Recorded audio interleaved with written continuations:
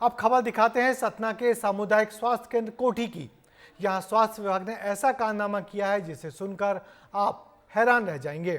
एक एम्बुलेंस चालक को ड्रेसर बना दिया तो ड्रेसर को अकाउंटेंट की जिम्मेदारी दे दी। अब जब मामला उजागर हुआ तो आदेश निरस्त किया गया है। देखिए कैसे हुआ ये गड़बड़झाला हमारी इस रिपोर्ट में।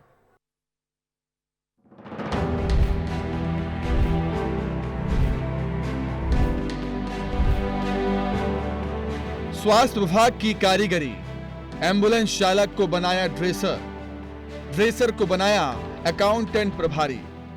सतना जिले का सामुदायिक स्वास्थ्य केंद्र कोठी हमेशा अपनी कार्यशैली को लेकर सुर्खियों में रहता है। यह एम्बुलेंस चालक को ड्रेसर का काम सौंप दिया गया। ड्राइवर मरीजों की ड्रेसिंग का काम कर रहा है। वहीं मझगवा ब्लॉक में ड्रेसर के पद पर पदस्थ व्यक्ति को प्रभारी अकाउंटेंट बना दिया गया।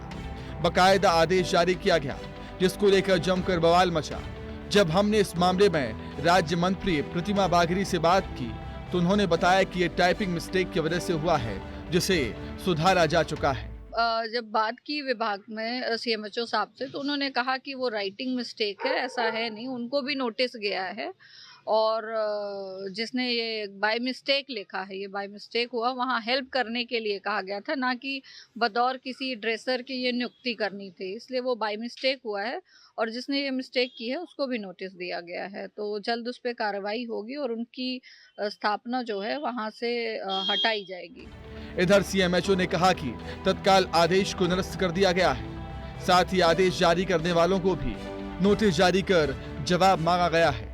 ये हमारे संज्ञान में नहीं, हमारे सामने तो नहीं हुआ था, लेकिन ऐसा है तो तत्काल प्रभाव से यह आदेश निरस्त हो जाएगा, जिसकी जहां मूल पद स्थापना वहां उसी पद पे कार्य करेगा। इसके लिए बीएमओ को लिखा था कि अपनी कोठी की एम्बुलेंस यहाँ पे रख दे, यहाँ आवश्यकता पड़ती है और ड्राइवर आपके पास जाके आपका सहयोग करेगा।